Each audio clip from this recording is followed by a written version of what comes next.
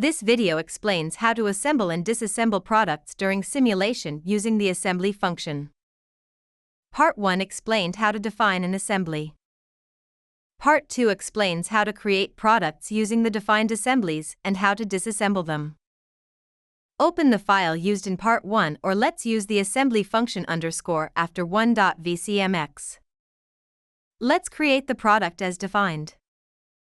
Go to the eCatalog panel. Models by type. Conveyors.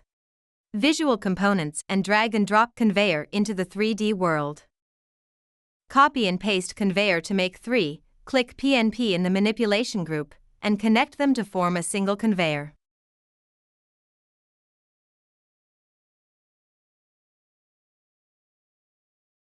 Go to Models by type. Flow components and drag and drop feeder into the 3D world. With PNP in the manipulation group selected, drag feeder toward conveyor to connect it. In the Component Properties panel, select the Product Creator tab and change Part to Full Palette. Run the simulation. Full palette will be created. When default product type is set to null in the assembly slot setting for the assembly step, a yellow box is displayed in the assembly editor, but it will not be created during simulation. Click the Process tab. Editor. Products. In the Product Type Editor panel, click the plus buttons in sequence to expand palettes. Full palette. Palette step. Cylinders step.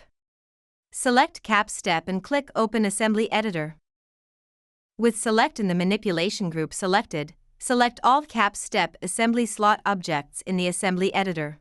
In the Properties panel, change default product type to null. Select the Layouts tab and run the simulation. No Cap step assembly slot objects will be created. Next, we will use a process statement to create the product. Delete feeder. Go to the eCatalog panel. Models by type.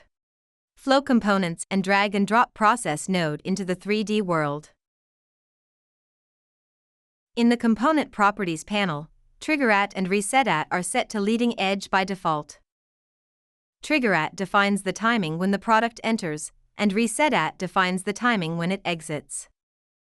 When TriggerAt is set to leading edge, the product enters when the front edge of the product reaches the center of the process node.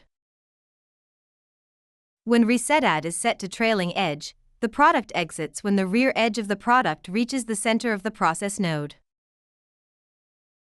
In this case, pallets flow on the conveyor without any spacing between them. As a result, the rear edge of the first pallet overlaps the front edge of the second, so the second pallet's front edge is not detected and may pass through without being processed. Change TriggerAt to origin. This sets the entry timing to when the product's origin reaches the center of the process node, preventing process overlap. With PNP in the manipulation group selected, drag process node toward conveyor to connect it. Select Processes in the Editor group and click Process Number 1. In the Routine Properties panel, set Name to Create. Delete the transport in statement. Click Statements. Create and move the added Create statement to the top. Select the Create statement and set Product Type to Full Palette in the Statement Properties panel. Set Product Variable Name to ProductIn. Select the Transport Out statement and set Destination to Component Container in the Statement Properties panel. Run the simulation. With this setting, you can see that the product is successfully created. When you set an assembly to product type in the Create statement, assembly steps are displayed in the Statement Properties panel. The assembly steps of the assembly specified for product type are applied. You can set which assembly step to create here. If you select the Include Child Steps checkbox, child steps are automatically created when the assembly product is created. Select the Create statement. In the Statement Properties panel, click the Assembly Steps field and delete every step except pallet step.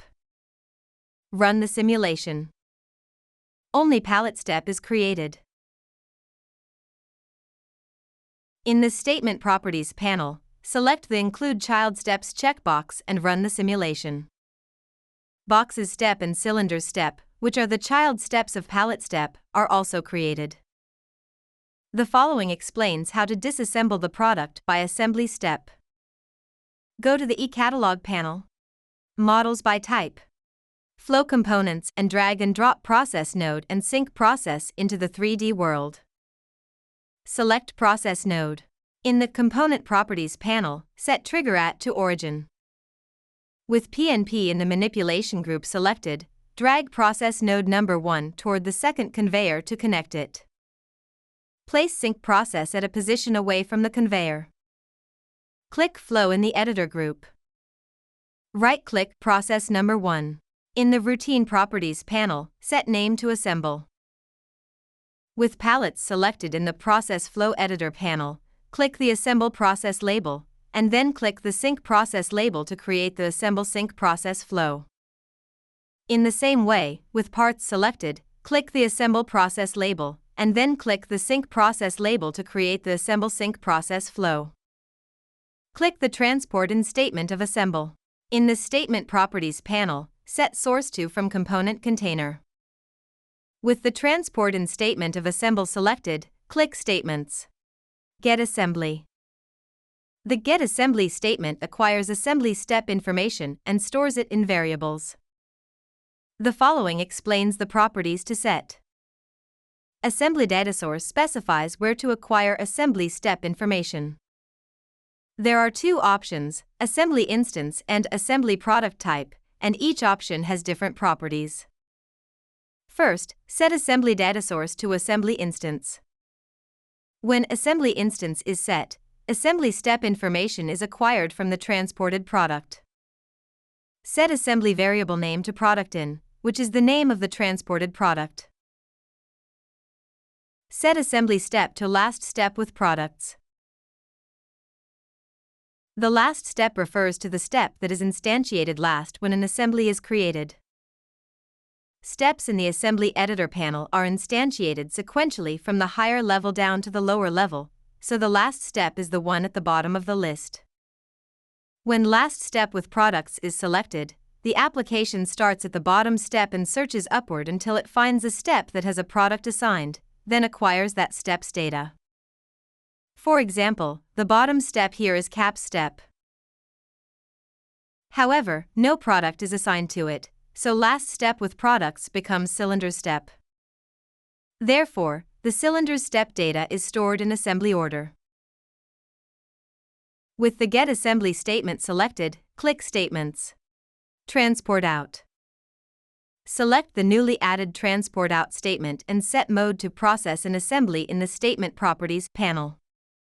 This mode extracts assembly steps from the product and transport them. Set a variable in which assembly step information is stored.